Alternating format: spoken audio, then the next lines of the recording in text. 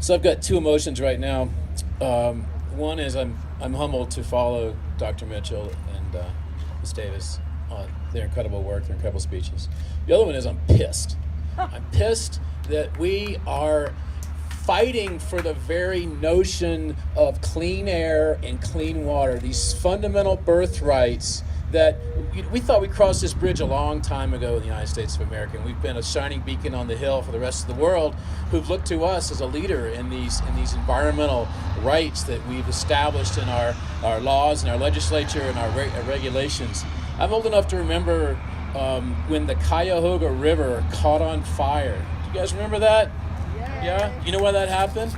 Because we didn't have any environmental regulations. We didn't have any environmental laws. And industry was socializing their costs by dumping their waste and their effluent into this river, producing this volatile, toxic stew. And meanwhile, internalizing their profits. And so that's a great formula, right? I wish I could get away with doing that in my day-to-day life, but I can't. And the Cuyahoga River spontaneously caught on fire. And that was a turning point in the U.S. when we decided, that's enough. That's crazy. We cannot do that anymore. And so we started doing things like having the Clean Water Act and the Clean Air Act and the EPA and the National Environmental Policy Act, which gives every one of you the right to engage with the feds every time they make a significant decision that affects public lands or our common birthright of our wild heritage here. And those are rules. All of those rules are now in the crosshairs of this administration in ways big and ways small, ways insidious and ways bold. And it's infuriating that we actually we have to argue for that clean air is good, that bad air is bad for people's health. It's crazy. I have the unenviable task of sort of running through a litany of things here to depress you, but also to get you pissed off too. So you keep that anger burning inside, and you take that and convert it into action in the 2018 midterm elections. Because right now we do not have a system of checks and balances in this country, at least in the House and in the Congress and administration. And our country is intended to have a system of checks and balances to keep the worst of this from going on. So 2018 is a big year, folks.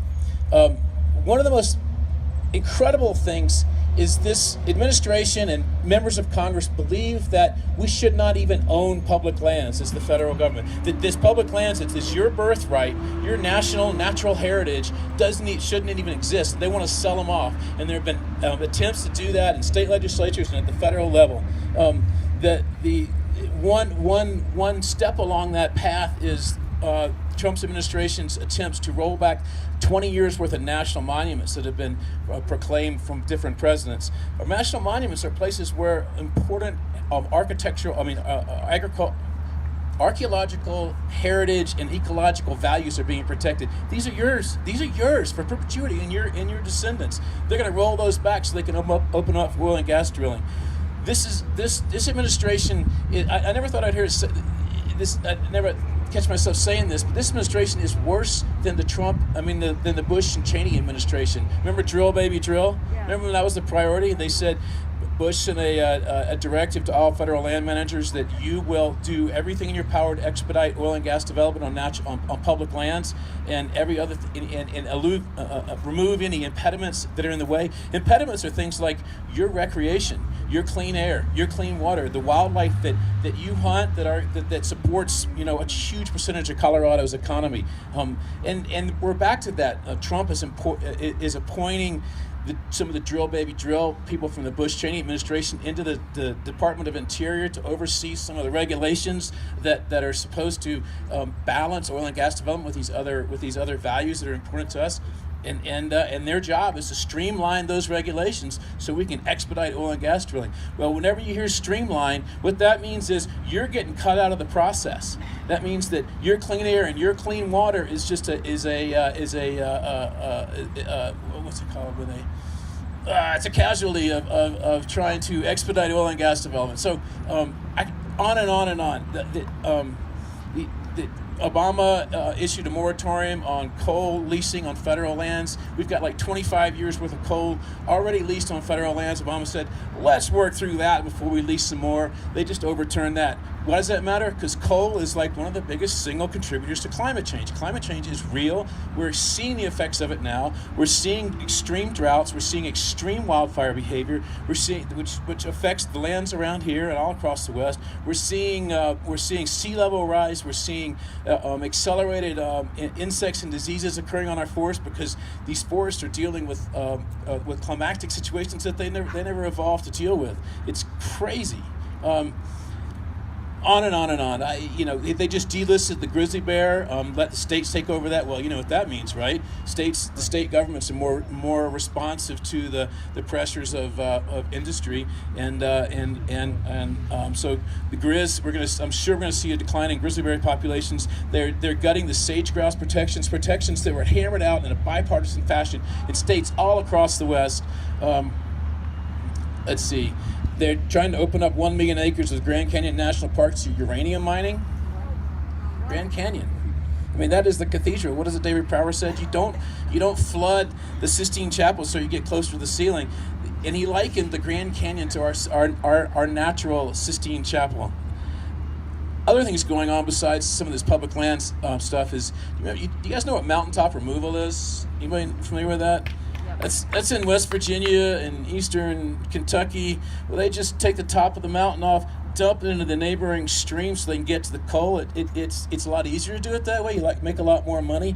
Well, obviously it destroys these headwater areas in these Appalachian states. It toxifies the stream, and it completely changes the landscape forever and destroys and decimates these communities that are dependent on these places. They're going to open up the Arctic Ocean and the eastern seaboard offshore drilling. They're cutting the renewable energy program in half while proposing budgets to be balanced by opening up the Arctic refuge to drilling.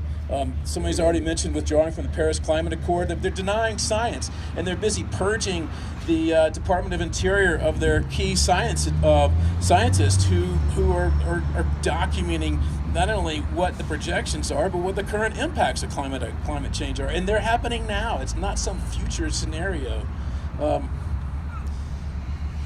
Oh God, gas pipelines. The run was they roll back the Waters of the USA Act. Somehow they think that wetlands that don't have a visible stream connecting them to a river, therefore aren't connected to that river, and it's okay to pollute them. Common sense tells us all that all these waterways are connected one way or another. Few of them are isolated. This is such an important issue, and they're rolling back this Waters of the USA Act that extended the Clean Water Act's coverage to seemingly isolated wetlands in upland areas. I could go on and on and on. I think I'll stop there. I think you get the point, right? You've heard the phrase foxes guarding the hen house. I don't think that even applies anymore. That's just too sweet. I think this is like barbarians are guarding the monastery, right? I mean, these guys, their business model is to pillage and plunder and loot. And what they're doing right now, what they're lined up to do is they've got sort of unitary government going on. They have this window of opportunity, and they are ramming through all the changes to all of the safeguards and all the reins we have on industry, so we have other values protected in our commons, the environment, and they're trying to ram it all through now. So let's keep this anger going. Let's stay pissed. And in the words of Woody Guthrie, this land is your land, this land is my land, and let's keep fighting to keep it that way.